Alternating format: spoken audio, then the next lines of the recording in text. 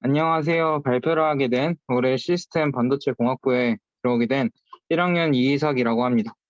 제가 발표할 주제는 인공지능과 그리고 그 인공지능의 학습 알고리즘인 딥러닝입니다. 이 주제에 대해서 알고 계신 선배님들이 당연히 많을 것이라고 생각을 합니다. 게다가 제가 아직 선형대 수학 같이 아직 공부가 부족하기 때문에 앞에 그 김보성 선배님처럼 구체적으로 설명하지는 못합니다. 하지만 이 발표를 통해 딥러닝을 모르는 사람이 있다면 혹은 자세하게 모르는 사람이 있다면 조금이라도 도움을 줄 수 있을 거라 생각하고 때문에 저는 제목지에 개론이라는 것을 붙이고 시작하겠습니다. 아직 1학년인 점을 좀 고안해서 예쁘게 봐줬으면 좋겠습니다. 그러면 발표를 시작하겠습니다. 인공지능을 여러분들은 다 아실 테지만 간단하게 위키피디아에 있는 정의를 긁어왔는데요.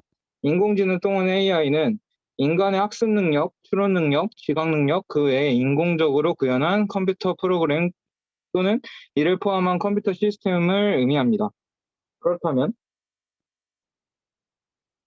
인간의 지능을 모방하려면 기계 또한 학습이 필요합니다. 이를 위한 기계 학습 알고리즘 중에 저는 여러 비선형 변환 기법의 조합을 통해 높은 수준의 추상화, 즉 다량의 데이터나 복잡한 자료들 속에서 핵심적인 내용 또는 기능을 요약하는 작업을 시도하는 기계학습 알고리즘인 딥러닝에 대해서 설명하려고 합니다. 여기서 비선형 변환 기법에 대해서는 나중에 뒤에 좀 더 자세하게 설명할 예정이니 좀 기다려 주시길 바랍니다.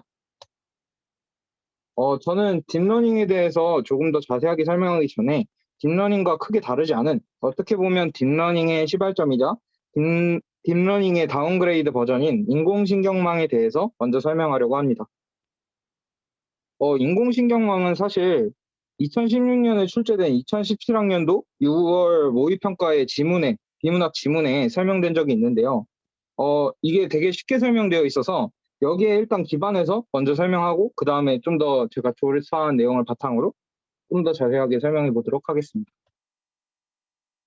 이 지문에 따르면 우리 뇌는 약 1000억 개의 뉴런, 다시 말해 신경세포를 가지고 있습니다. 이 신경세포를 통해서 우리는 다양한 판단과 사고를 할 수 있는데요. 인공신경망 기술은 인간의 신경 조직을 수학적으로 모델링하여 컴퓨터가 인간처럼 기억할 수 있도록 구현하는 기술을 말합니다. 이렇게 설명하면 인공신경망이라는 단어를 보면 뭔가 복잡한 내구조가 생각이 나면서 꿈 같은 이야기가 펼쳐질 것 같은 느낌이 드는데요. 사실 인공신경망은 그렇게 판타스틱한 개념은 아닙니다. 이때 우리 뇌 안에 있는 뉴런은 컴퓨터에서는 퍼셉트론과 대응된다고 볼 수 있습니다. 수능에서 생명과학을 선택하셨다면 항상성을 배우는 단원에서 뉴런이 전기 신호를 이용하여 풍분을 전도하는 것을 아실 것입니다. 이처럼 뉴런은 전기 신호를 내보내어 신호를 전달합니다. 이와 대응되는 퍼셉트론은 기본 구조가 여러 개의 입력 단자와 한 개의 출력 단자로 구성되어 있습니다. 이거는 제가 여태까지 한 말을 좀 더 좀 간단하게 표로 나타내 본 것입니다.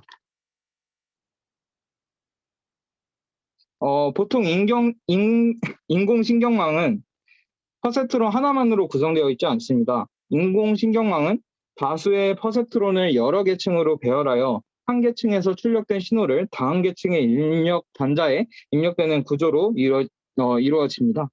입력값을 받아들이는 퍼셉트론을 입력층, 마지막에 있는 층을 출력층이라고 합니다. 인공신경망의 작동은 크게 두 단계로 이루어지는데요.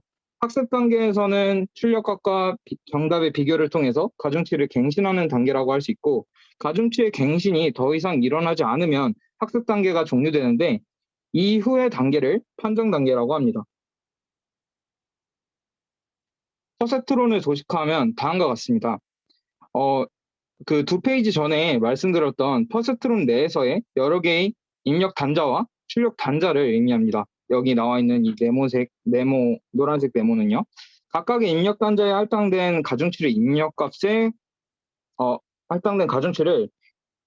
입력값의 곱한 값들을 모두 합하여 가중합을 구한 후에 고정된 인계치보다 가중합이 작으면 0, 그렇지 않으면 1과 같이 이러한 방식으로 출력값을 내보냅니다. 그런데 이러한 인공신경망은 딥러닝 방식과 유사하다고 말씀드렸는데요. 때문에 인공신경망을 좀 다음과 같이 설명할 수 있어요. 선형 맞춤과 비선형 변환을 반복해 쌓아 올린 구조. 여기서 비선형 변환에 대해서 딥러닝의 정의, 위키피디아에 나온 그런 딥러닝의 정의에 나왔었는데요. 이를 조금 더 쉽게 말하면 인공신경망은 데이터를 잘 구분할 수 있는 선을 긋고 이 공간을 잘 왜곡해 합하는 것을 반복하는 구조라고 할 수 있습니다. 이를 조금 더 쉽게 말하면 선을 그은 후에 구기고 이를 합하는 것을 계속해서 반복해 나가는 구조라고 할 수 있는데요. 그림으로 예를 들어 보겠습니다. 파란 선과 빨간 선의 영역을 구분해야 한다고 생각해 봅시다. 그냥 구분선을 긋는다면 왼쪽에 보이시는 것처럼 불완전하게 그을 수도 있어요. 그을 수 있어요. 이처럼 신경망은 선을 긋고 구기고 합하고를 반복하여 데이터를 처리한다고 할 수 있는데 이것이 바로 오른쪽에 보이는 게 바로 그 구긴다의 개념이라고 볼 수 있습니다. 이거를 좀 더 앞에 설명한 수능 기출, 그 6월 평가원 지문이랑 조금 더 연관해서 지문에 나왔던 내용하고 좀 더 연관되어서 얘기를 해보자면, 가중치를 통해서 이러한 공간의 왜곡이 일어난다고 볼 수 있는 것 같고요. 구분선 같은 경우, 그 앞에 설명했던 것 중에 인계치라고 말한 것이 있는데, 그 인계치라고 하면 좋을 것 같습니다. 이를 통해서 최적의 구분선을 만들어내는 것이 인공신경망의 목적이라고 할 수 있습니다. 인공신경망을 통해서 좀 더 예를 들어보면 컴퓨터가 사진 속에서 고양이를 검출해내야 하는 상황을 가정해 보면 고양이라는 추상적 이미지는 아마 선, 면, 형상, 색깔, 크기 등 다양한 요소들이 결합된 결과물일 것입니다. 이것은 아마 선 30cm 이상은 고양이, 이하는 고양이 아님, 또는 갈색은 고양이, 빨간색은 고양이 아님처럼 간단한 선형 구분으로는 식별해낼 수 없는 문제인 것을 알 수 있는데요. 인공신경망 그리고 딥러닝은 둘 다 이 과제를 선을 긋고 왜곡하고 합하고를 반복하여 복잡한 공간 속에서의 최적의 구분선을 만들어내는 것을 목적을 가지고 있습니다. 그럼 어떤 규칙으로 선을 긋고 공간을 왜곡할까요? 바로 데이터에 근거하고 그에 따라서 선을 긋는 것이죠. 대충 선을 긋고 그것들을 조금씩 움직여가며 구분 결과가 더 좋게 나오도록 선을 움직이는 겁니다. 이러한 과정을 최적화라고 하는데요. 딥러닝과 같은 경우 아주 많은 데이터와 아주 오랜 시간의 최적화를 통해 데이터를 학습합니다. 양으로 밀어붙이는 모습을 볼 수 있죠. 이 그림은 여러 개의 퍼셉트론, 이 선형 맞춤과 비선형 변환이 이루어지고 이들을 합쳐서 복잡한 형상의 함수를 추정할 수 있다는 것을 보여주는 그림입니다. 이를 통해서 합하는 거에 대한 이야기를 하는 거죠. 사실 인공신경망은 1940년대에 이미 개발된 방법입니다. 1980년대에 역전파 방법이라는 최적화 방법이 소개되면서 인공신경망 연구가 절정기에 이른 적이 있는데요.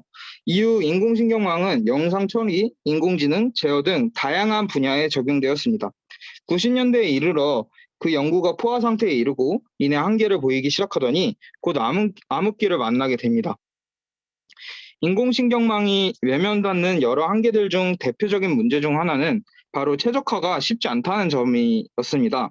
생각해 보면 수만 개의 퍼셉트론들이 있고 수백만 개의 선들이 연결되어 있고 여러분들은 이 선들의 적당한 값을 할당해야 되는 상황입니다.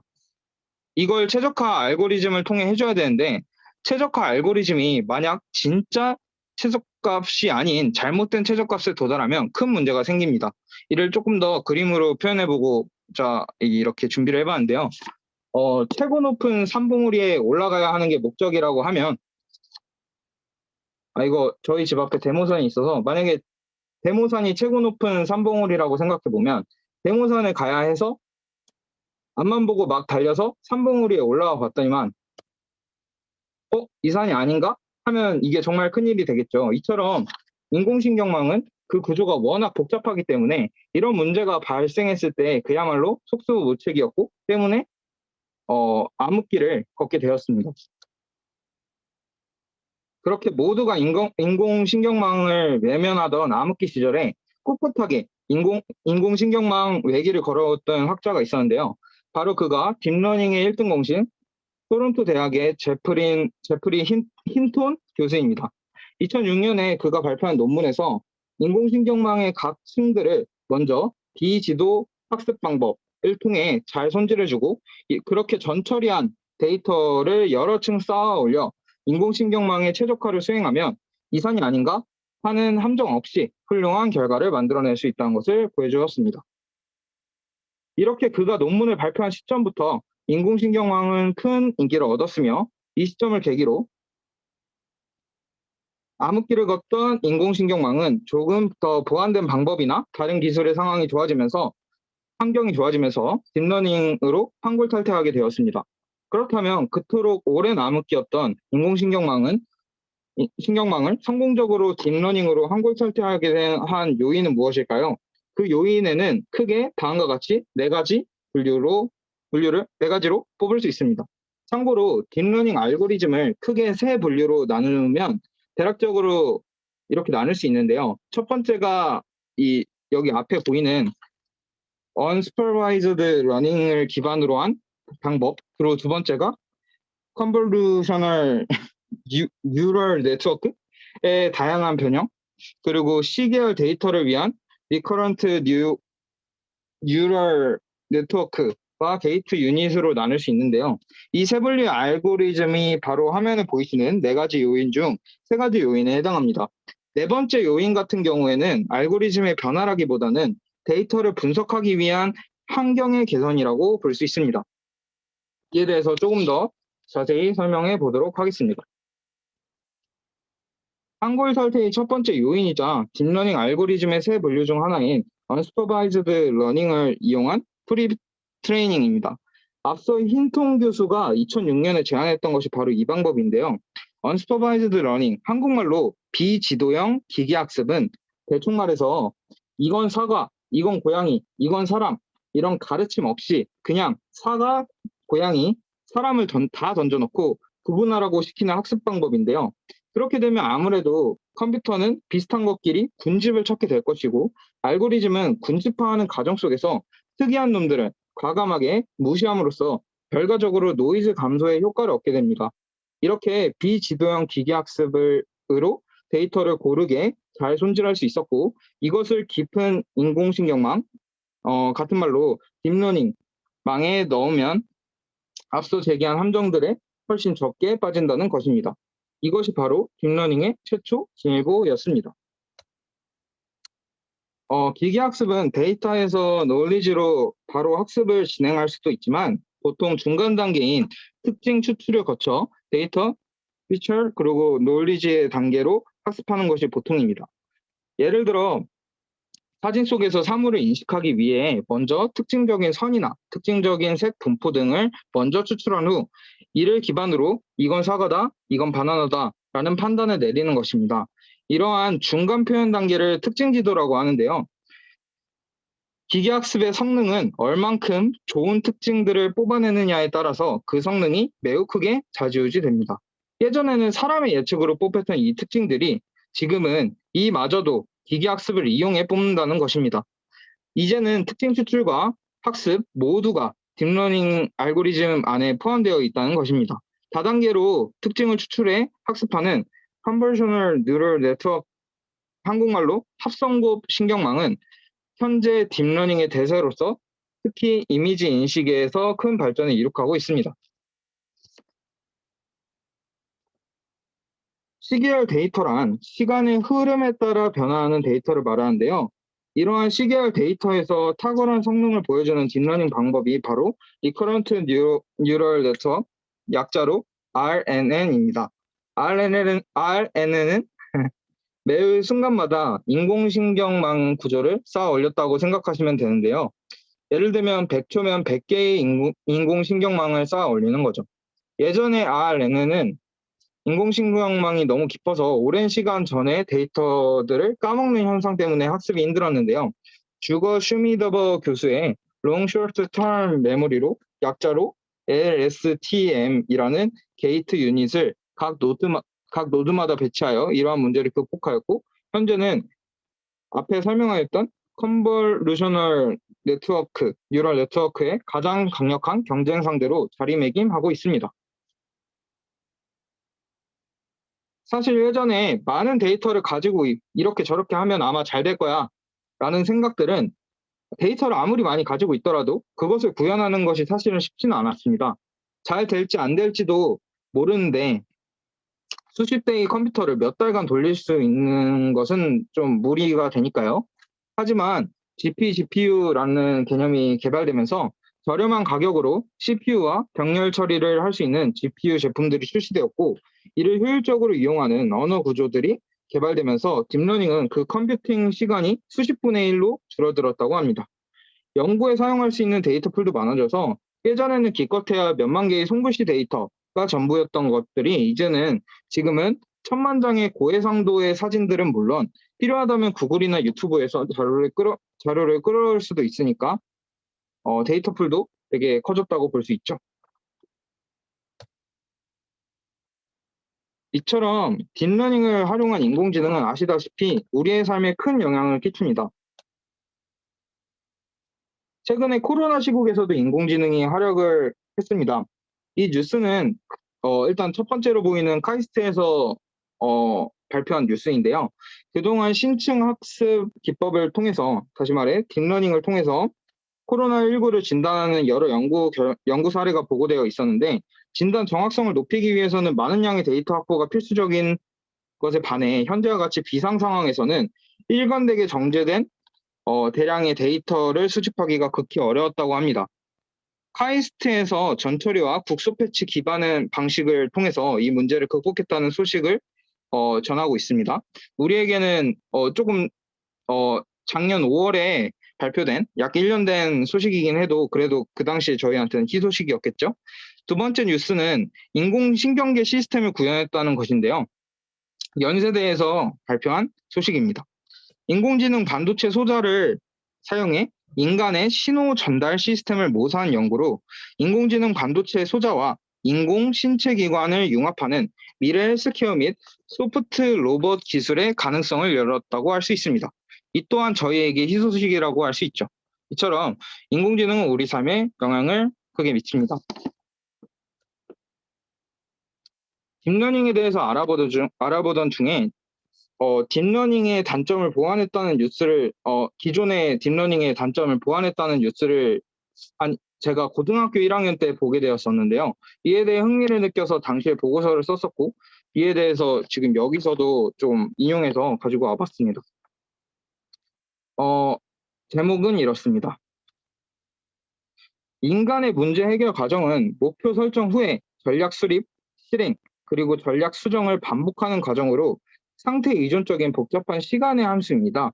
이러한 인간의 문제 해결 과정은 많은 양의 데이터를 모으기가 어렵고 불확실성과 그리고 복잡도가 높아서 빅데이터 기반의 전통적 딥러닝 설계 방식으로는 구현하기 힘들다고 당시 여기 나왔던 뉴스에 써져 있었습니다.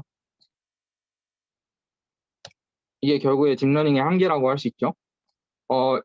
그 연구팀은 문제 해결을 위해 강화 학습 이론 기반 실험 디자인이라는 기술을 이용해서 문제 해결 목표, 문제의 복잡도, 상황 변화의 불확실성이라는 세 가지 변수를 동시에 변화시켜 실제 인간의 문제 해결 과정과 유사한 상황을 구현해냈습니다. 이를 이용해 취득한 행동과 뇌 영상 데이터를 바탕으로 문제 해결 과정을 설명할 수 있는 수학적 모델을 찾기 위해 100가지가 넘는 종류의 메타 강화학습 알고리즘을 학습하고 비교 분석했습니다.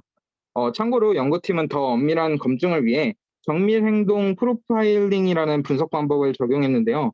이 방법을 이용하면 겉으로 보이는 행동이 인간과 유사할 뿐만 아니라 실제로 인간과 같은 원리로 문제를 해결하는 모델을 도출할 수 있다고 하는데, 이거에 대해서는 저도 좀 정확하게는 잘 모르겠습니다.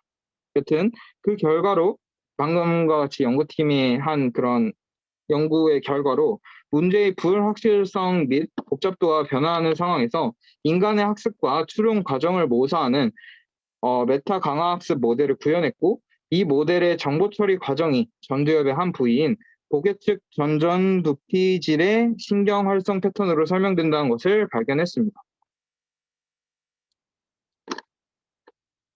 이게 그 메타강화 학습 모델과 각 단계의 정보 처리 과정에 관여하는 데 영역에 대해서 이렇게 딱 보여주는 건데요. 여기 앞에 사진을 보면 그 전두엽의 한 부위가 붉게 빛나는 것을 볼 수 있습니다. 이를 통해서 신경 활성 패턴으로 설명되는 것을 발견한 것입니다. 여기에 연구진 중 한 사람이 말하기를 이 기술이 완성되면 궁극적으로 지능을 공학적으로 분해하고 과학적으로 이해할 수 있을 것으로 기대한다고 하는데요. 이 연구진이 이 결과를 발표한 후에 혹시 더 추가적으로 연구를 한 게 있는지 한번 살펴보았는데 이 뒤로 추가적 연구는 아직 발표되지 않아서 여기에 올리지는 못했습니다. 감사합니다. 혹시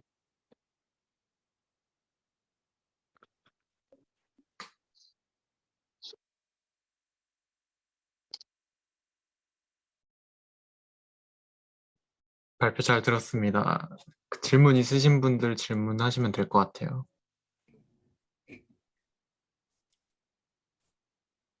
혹시 앞에 컨볼루셔널 뉴럴 네트워크랑 타임 갑자기 기억이 안 나네요. 그거 설명했던 부분으로 돌아갈 수 있을까요? 네, 네, 리커런트 데이터구나. 리커런트 뉴럴 네트워크랑 컨볼루셔널 뉴럴 네트워크가 이제 경쟁자다 이런 얘기를 하셨는데 사실 네, 컨볼루셔널 뉴럴 네트워크의 특징이 이제 하나의 어떤 로컬리티를 잘 잡아낸다. 어떤 부분적인 특징이 있는 것들을 잘 잡아낸다. 이런 특징이 있어서 사실 컨볼루셔널 뉴럴 네트워크라고 하는 거는 이미지 프로세싱이나 아니면은 약간 보이스 프로세싱 이 정도 영역 말고는 사실은 이게 좋은 어떤 모델은 아니거든요. 그리고 최근 같은 경우에는 컨볼루셔널 뉴럴 네트워크가 딥러닝의 대세라고 하지 않습니다. 요즘 어떤 이미지 프로세싱 같은 경우에는 이거보다 그냥 이제 갑자기 이름이 생각이 안 나는데 트랜스포머 모델이 컨볼루셔널 뉴럴 네트워크보다 이제 훨씬 더 좋은 성능을 이제 보여주고 있고요. 사실 그래서 지금으로서 컨볼루셔널 뉴럴 네트워크라고 하는 거는 어, 좀 이미 약간 박물관, 그러니까 이제 책에서 공부해야 되는 애들 이렇게 넘어가고 있는데 혹시 그 점에 대해서도 알고 계신가요? 제가 자료 조사가 좀 미흡했던 것 같습니다. 저는 제가 봤던 자료가 아마 좀 옛날 자료였는데 이거를 제가 제대로 고려하지 못하고 발표를 준비한 것 같습니다. 근데 이에 대해서 사실 죄송하게 생각합니다. 그 일반적인 리서치에서 스웨덴 찾을 수밖에 없을 것 같은데.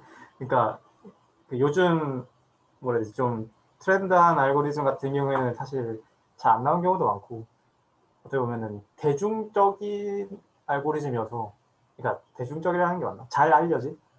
그래서 그 사실 약간 대학생들이 한 2학년, 3학년 때 가가지고 한 번씩 다 만들어 보는 알고리즘?